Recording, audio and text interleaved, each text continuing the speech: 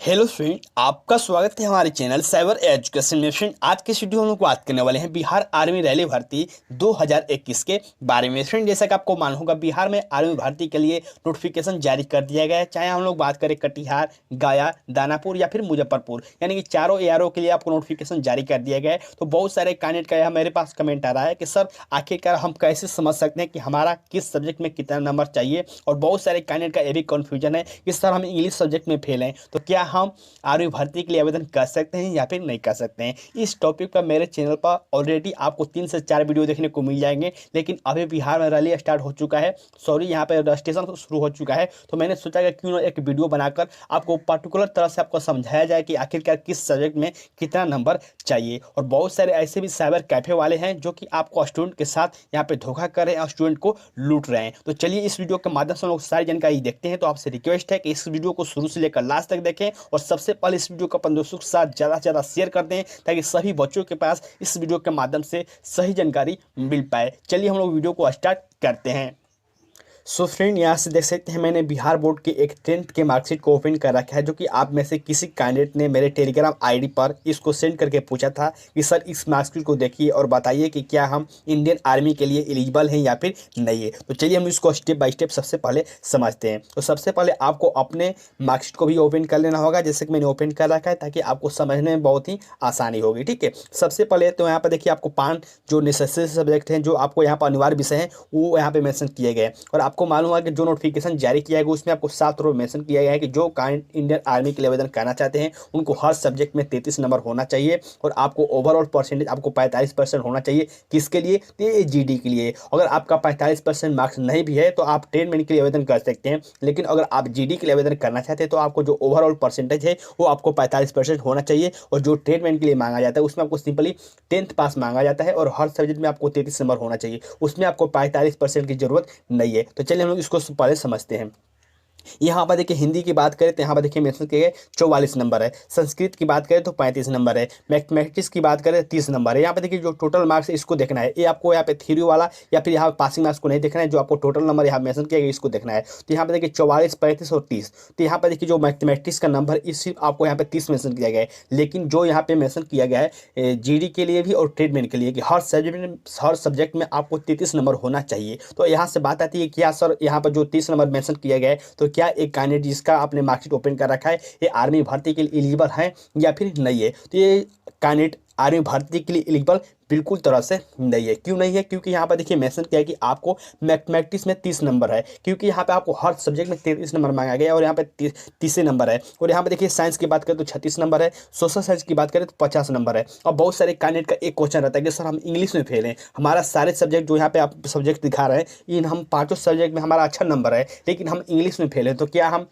Indian army में भाग ले सकते हैं या फिर जीडी के लिए या फिर ट्रेडमैन के लिए आवेदन कर सकते हैं या फिर नहीं कर सकते हैं? तो सबसे पहले तो आपको मैंने बता दिया कि अगर आपको, ठीक है, सबसे पहले आपको ये समझना है कि इन 5 सब्जेक्ट में, जो यहाँ पे 5 सब्जेक्ट मेंशन किए गए, इन 5 सब्जेक्ट में से किसी भी सब्जेक्ट में आपको 33 नंबर से कम है तो बिल्कुल आप आर्मी भर्ती के लिए आवेदन नहीं कर सकते हैं। चाहे वो पद जीडी के लिए हो, चाहे वो पद ट्रेडमैन के लिए हो, चाहे वो पद कलर के लिए हो। अगर आप इनमें से किसी भी सब्जेक्ट में अगर आपका 33 नंबर से कम है तो फिर आप किसी भी पोस्ट के लिए आर्मी के लिए आवेदन नहीं कर सकते हैं। लेकिन अगर आप इंग्लिश में फेल हैं, यहाँ पर समझने वाली बात ये कि अगर आप इंग्लिश में फेल हैं, बिहार बोर्ड के द्वारा अगर आपने परीक्षा दिया है, अगर आप इंग्लिश में फेल हैं तो कोई घबराने की बात नहीं है, आप इसके लिए आवेदन कर सकते हैं, इसके लिए आवेदन कर सकते हैं। लेकिन आपको कंडीशन ये याद रखना है कि आपको जो ओवरऑल परसेंटेज होना चाहिए जीडी में वो आपको कितना होना चाहिए? 45% होना चाहिए। जैसे कि मैं यहाँ पर आपको दिखाऊँ कि यहाँ पर देखिए जो टोटल परसेंटेज है जिनका नेट का मैंने ओपन कर रखा है, सिर्फ आपको 195 है, जो कि आपको 45% आपको मार्क्स नहीं, परसेंटेज इनका नहीं होगा।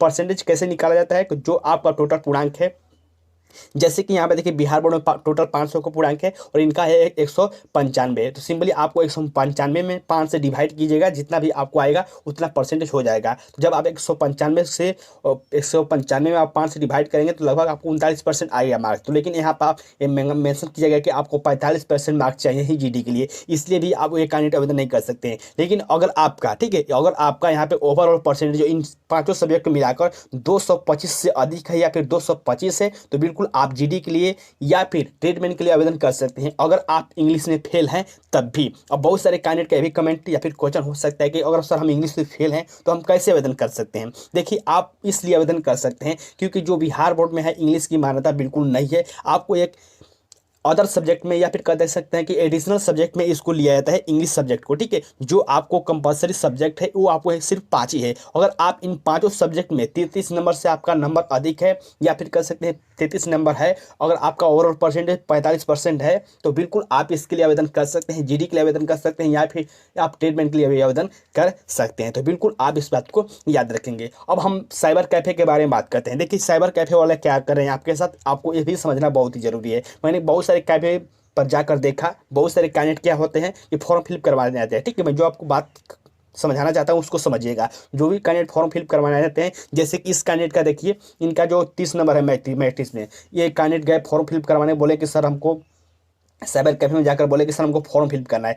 जो साइबर कैफे वाला होगा वो नहीं बोलेगा कि आपका यहाँ पे इतना कम नंबर है आप फॉर्म फिल नहीं कर पाएंगे। जब आपको रजिस्ट्रेशन करते समय आपको यहाँ पे देखा जाएगा, जब नंबर डालने की बारी आएगी तो बोला जाएगा कि साइबर कैफे के द्वारा कि आपका 30 नंबर है, ये नहीं लिया जाएगा। तो स्टूडेंट क्या बोलेगा कि सर हमारा 33 नंबर डालकर डाल दीजिए फॉर्म, कोई दिक्कत नहीं है। तो बिल्कुल आपको ऐसा नहीं करना है। जो भी आपके मैट्रिक के मार्कशीट पर नंबर होगा उसी को वहाँ पर डालना है। और अगर आपका 30 नंबर है तो फिर तो आपका फॉर्म फिल होगा ही नहीं, क्योंकि यहाँ पर आपको नेसेसरी कर दिया जाता है कि आपको 33% मार्क्स चाहिए ही चाहिए। तो साइबर कैफे वाले के भी झांसा में नहीं आना है। बहुत सारे कैंडिडेट जो होते हैं साइबर कैफे में जाकर सीधा जो 30 नंबर उसको बढ़वाकर 33 नंबर डालते हैं। अगर आपका इंग्लिश में नंबर कम है तो यहाँ पे देखिए, इंग्लिश में आपको यहाँ पे इसलिए भी नहीं डालना है। देखिए, मैं आपको एक बात और बता दूं कि जब भी आप फॉर्म फिलअप करेंगे तो आपको इन 5 सब्जेक्ट को ही यहाँ पे डालना है। इंग्लिश सब्जेक्ट को वहाँ पे आपको डालने की जरूरत ही नहीं है। जो आपको 5 सब्जेक्ट यहाँ पे मेंशन किए गए, इन्हीं 5 सब्जेक्ट को डालना है। इंग्लिश को आप डालिए ही मत, डालिएगा। अगर आप इंग्लिश में फेल है, अगर आप 27 नंबर डालेंगे तो फिर आप इसके लिए आवेदन नहीं कर पाएंगे। एक बात याद रखिएगा, अगर आप इंग्लिश में फेल भी हैं तो आप अगर इंग्लिश को वहाँ पे डालेंगे तो फिर आप इसके आवेदन नहीं कर सकते हैं।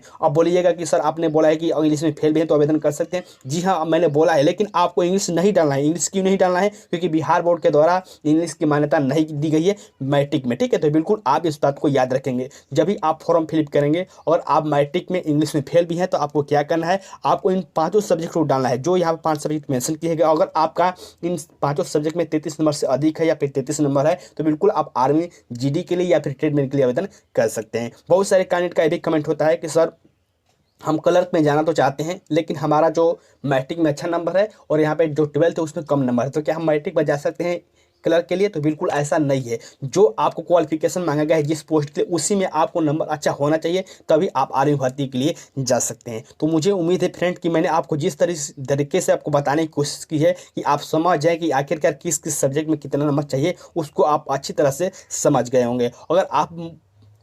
अगर आपको मेरी बातें समझ में आई है तो वीडियो के नीचे कमेंट करके जरूर बताएं कि हम समझ गए हैं कि आखिरकार कैसे इसको समझा जाता है। और वीडियो को अपने दोस्तों के साथ ज़्यादा से ज़्यादा शेयर कीजिएगा ताकि सभी बच्चों के पास इस वीडियो के माध्यम से सही जानकारी मिल पाए। देखिए, मेरे चैनल पर आपको ऑलरेडी 4 से 5 वीडियो देखने को मिल जाएंगे जो कि मैंने इसी टॉपिक को बता रखा है कि आखिरकार किस किस सब्जेक्ट में आपको कितना नंबर चाहिए और कैसे इसको समझते हैं। लेकिन अभी बिहार में आर्मी भर्ती के लिए कटिहार, गया, दानापुर, मुजफ्फरपुर के लिए रैली निकाली गई है, तो बहुत सारे कैंडिडेट को कन्फ्यूजन हो रहा है, इसलिए मैंने इस वीडियो को बनाया है। तो इस वीडियो के माध्यम से मैंने पूरी जानकारी बता रखा है। अगर वीडियो पसंद आई हो तो वीडियो को लाइक कीजिएगा और दोस्तों के साथ इस वीडियो को शेयर करना बिल्कुल ना भूलें। तब तक के लिए बाय फ्रेंड, जय हिंद।